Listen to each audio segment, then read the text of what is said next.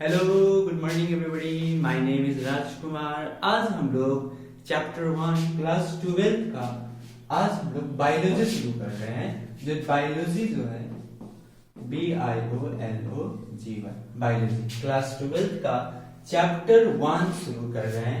कहने का मतलब आज हम लोग अध्ययन 1 रिप्रोडक्शन इन ऑर्गेनिज्म शुरू कर रहे हैं। ठीक है, जो पहला चैप्टर है, समझ में आया ना। मेरा नाम है राजकुमार और हम आज से यानी 27/4/2021 से हम लोग अब YouTube पर पढ़ाई करेंगे। जो उम्मीद करते हैं पूरा मेरा चैप्टर जो है क्लास 12 का होल सिलेबस जो है हम YouTube पर ही पढ़ाने का। ठीक है, तो हम लोग सबसे पहले आप लोग क्या कीजिएगा, सबसे फर्स्ट में आप अपना कॉपी कलम और साथ में मोबाइल और नो डिस्टर्बिंग्स यानी कि कहने का मतलब एक अलग रूम में आप बंद कर लीजिएगा कमरा में और अच्छा से ध्यान से सुनिएगा।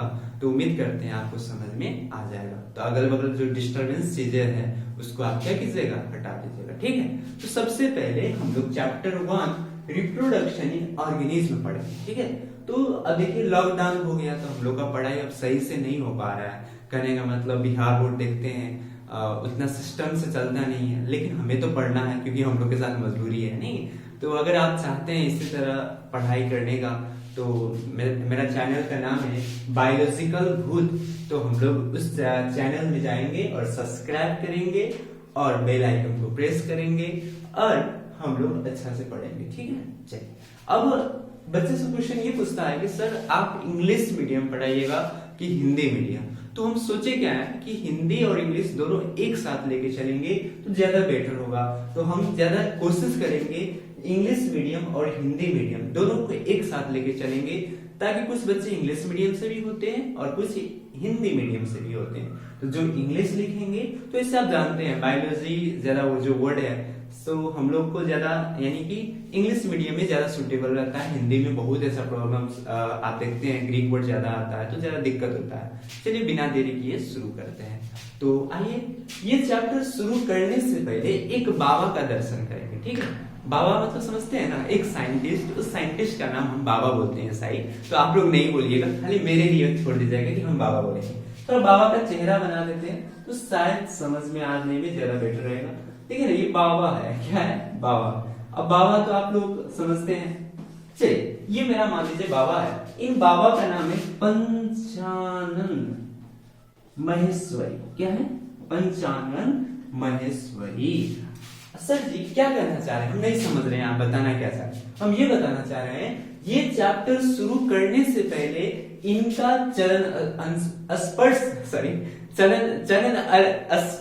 करना एकदम जरूरी। ठीक है, इनका जो जन्म हुआ 1904 से 1966 ईस्वी में हुआ था। ठीक है, चलिए आप क्यों बता रहे हैं, हाँ नहीं समझ। देखिए हम इसीलिए बता रहे हैं, कभी काल हमारे बिहार बोर्ड का तो हम नहीं कर सकते, लेकिन नीट बाबा कभी काल ये पूछने का चांसेस रहता है। तो ये चैप्टर शुरू करने से पहले एनसीईआरटी के बगल में एक पृष्ठ दिया है और ये बाबा का देखकर दर्शन हो ही जाएगा। तो इसमें देखिए ना 1904 से 1966 ईस्वी में जन्म और मरण यानी कि जन्म मिला या मरण थी ना समझना। चलिए समझ गए होंगे। और वो जो थे वो बोटनिस्ट थे। अब ये सर जी हो हमारे, हाँ बोलो। बोटनिस्ट मतलब क्या होता है? BOTI यानी NEST।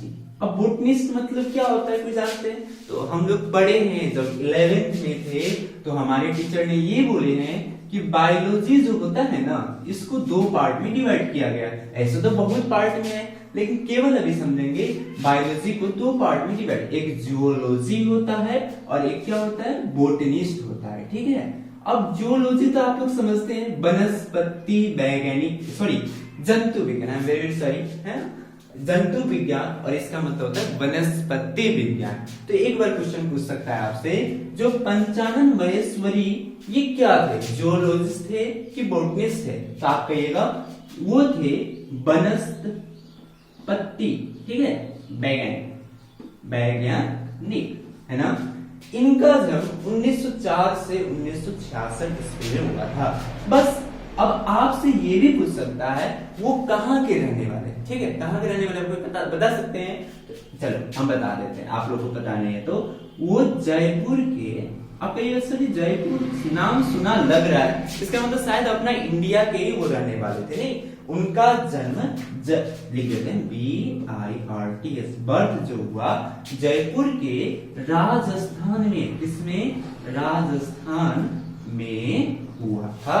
बस इतना ही यादें करना है, हमें ज्यादा कुछ याद करना नहीं है। हम आपको ये बोले हैं कि इस चैप्टर को शुरू करने से पहले हम एक बाबा का दर्शन करेंगे।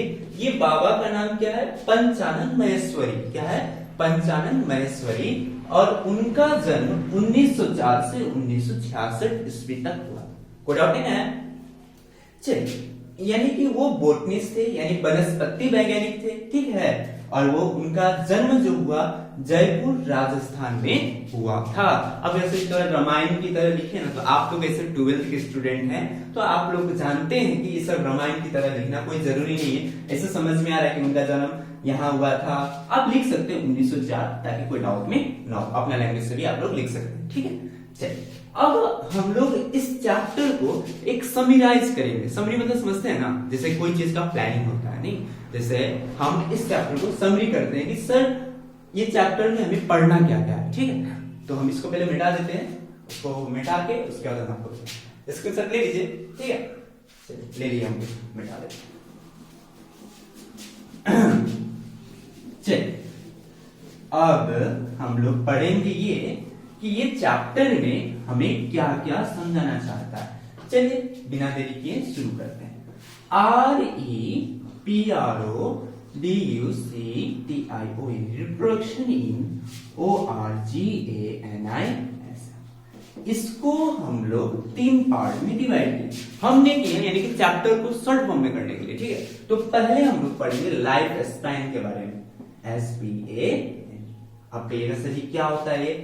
सेकेंड में है ए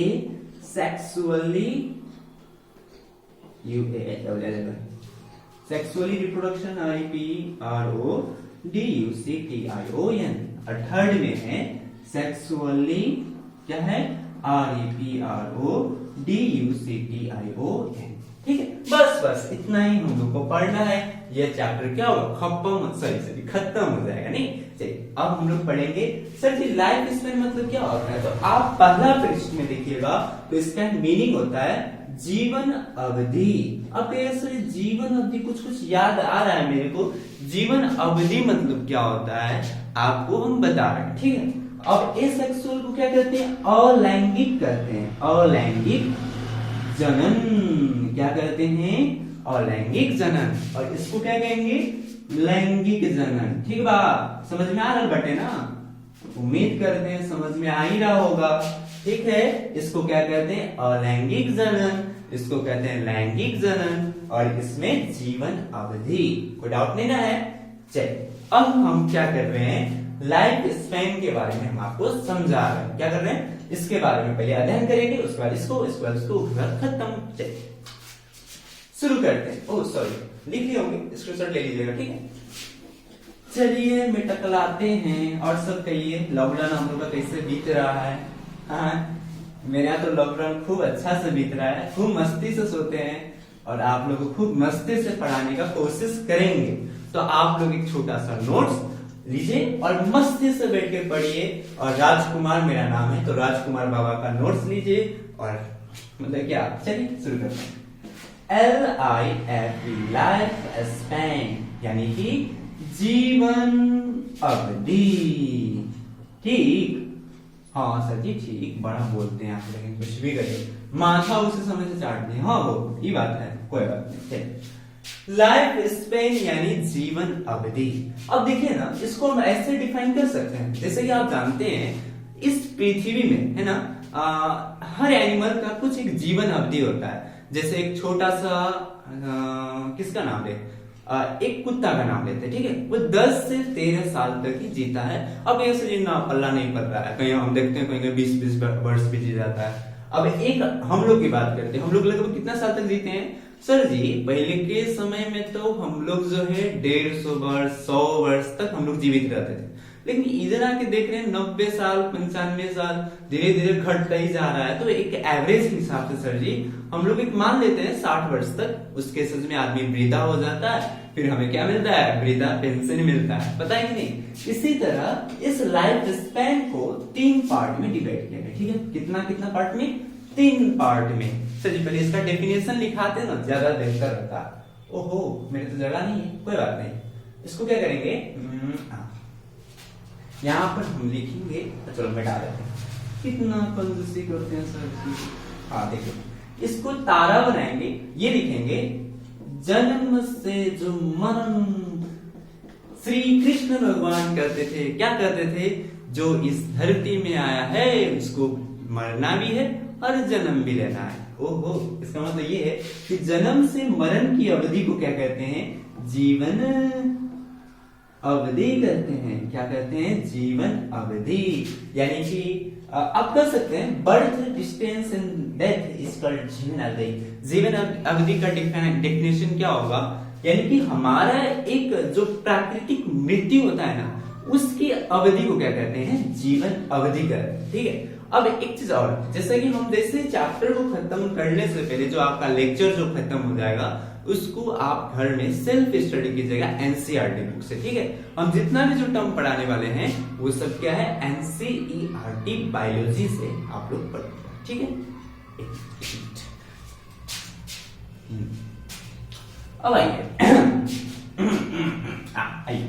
अब लाइफ स्पेन को जो है ना, लाइफ स्पेन जो है ये 3 प्रकार के होते हैं। क्या होता है, 3 प्रकार, ठीक है। समझदार हैं आप लोग, कैसे समझते हैं।